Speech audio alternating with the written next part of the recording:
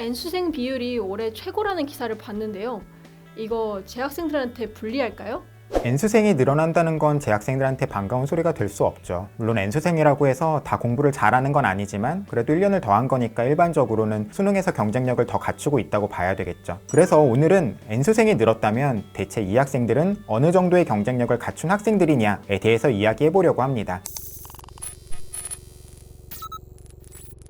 올해 6월 모평 접수자 수 기준으로 보면요, 재학생은 2년 전에 비해서 16,000명 정도가 줄었어요. 그런 얘기 많이 들어보셨을 거잖아요. 학생 수가 줄고 있다. 그런데 졸업생은 오히려 2년 전에 비해서 한 10,000명 정도가 늘어났습니다. 10,000명? 뭐 별거 아니네 이렇게 생각할 수도 있죠. 전체 접수자 수가 47, 8만 명 정도가 되니까 10,000명 늘어났다는 거, 그 정도는 뭐 별거 아니다 이렇게 생각할 수도 있습니다. 그런데 이걸 비율로 따져봤을 때에는요, 졸업생 비율이 2년 전에 비해서 2.3%가 증가한 거거든요. 2.3%라는 숫자가 어느 정도의 숫자냐면, 물론 그럴 리는 없겠지만 만약 이 학생들이 다 공부를 엄청 잘하는 학생들이다 이렇게 가정해보죠. 그럼 이 학생들은 수능에서 1등급을 받을 수 있는 상위 4%의 절반 이상을 차지하게 됩니다. 그래서 만약에 이 학생들이 정말 공부를 잘한다면 다른 학생들은 한 등급 정도씩 내려갈 수 있게 되는 거죠. 그러니까 우리는 이 N수생들이, 증가한 N수생들이 정말로 공부를 잘하는 학생들일까를 확인해 봐야 될 필요가 있습니다. 일단 이 늘어난 N수생들은 작년에 인문계열 모집 단위로 교차 지원을 한 자연계열 학생들일 개연성이 높아요. 제가 지난 영상에서도 소개를 했지만 작년 정시에는 이런 교차 지원을 하는 학생들이 굉장히 많았어요. 그게 유리했으니까. 그러면 어쩌면 이 학생들 중에는 어떤 학생들은 만족하고 대학을 다니는 경우도 있을 거예요. 원래는 공대를 가고 싶었는데 경영학과 공부를 해보다 보니까 이것도 나쁘지 않은 것 같아, 이런 식으로요. 그런데 아예 정시 원서를 집어넣을 때부터 합격하면 거기에 걸어두고 반수해야지, 재수해야지 이런 식으로 생각하는 친구들이 많았습니다. 지난 4월 초에 발표된 한 설문조사 자료를 보면요, 인문계열 모집 단위로 교차 지원을 한 학생들 중에서 현재 반수 의향이 있다, 혹은 현재 반수 의향이 없으나 추후 고려할 수 있다, 이런 학생들이 50%를 넘었었고요. 반수 의향이 없다는 친구들은 30%가 채 되지 않았었죠. 이렇게 올해 늘어난 졸업생들은 작년에 교차 지원했던 자연계열 학생의 개연성이 크다라고 받아들여야 되는 거겠죠. 그런데 그것만으로 우리가 꼭 자연계열 학생들이 늘어났으니까 수능 성적 잘 받기 어렵지 않을까? 정시는 좀 어려울 것 같아, 이렇게 판단할 필요는 없을 거예요. 이 학생들이 어떤 경쟁력을 가진 친구들인지 확인해 봐야 되니까요. 그래서 문제는 N수생이 늘어났다는 거 그 자체는 아닙니다. 문제는 그 N수생들이 공부 잘하는 N수생일 가능성이 높다는 거죠. 서울대 연고대만 하더라도 2021학년도에는 이런 교차 지원을 보이는 경우가 거의 없었어요. 저희 진학사 점수 공개 데이터로 보았을 때 서울대 같은 경우에는 2021학년도에 이런 교차 지원이 아예 없었고, 연고대 같은 경우에도 0.4% 정도밖에는 되지 않았습니다. 그런데 작년에는 미적이나 기하 또는 과탐을 시험 치른 학생들이 인문계열 모집 단위로 지원한 비율이 서울대 같은 경우에는 27%, 연고대 같은 경우에는 46%나 됐었죠. 이 대학들뿐만이 아닙니다. 서강대, 한양대, 이대, 중대, 성균관대처럼 변환 표준 점수라는 걸로 교차 지원을 좀 어렵게 한 대학도 있었지만 그런 성균관대조차도 상당히 있었어요. 그래서 우리는 이 교차 지원을 해서 올해 반수나 재수를 하려고 하는 학생들이 상당한 경쟁력을 갖춘 학생들일 수 있겠다, 이렇게 판단을 해볼 수 있는 거죠. 그리고 원래도 정시에서는 졸업생들이 셌었어요. 작년 한양대 정시 최종 등록자의 졸업 연도별 현황을 보면요, N수생이 70%고 재학생은 30%밖에 되지 않아요. 원래도 졸업생이 센데 올해는 그 센 학생들이 더 많아질 수 있을 것이다, 이렇게 봐야 된다라는 겁니다. 물론 작년에 성적이 높았다고 해서 이 학생들이 올해도 무조건 다 성적이 높을 거다, 이렇게 볼 수 있는 건 아니죠. 그렇지만 그래도 기본적으로 가지고 있는 학업 역량이라는 게 있잖아요. 그렇기 때문에 이번 시간에 정말로 말씀드리고 싶었던 거는, 재학생 여러분들이 올해 수시 지원 전략을 세우려고 할 때 정시에 대한 기대감만으로 수시를 너무 상향 지원하려고만 해서는 안 된다.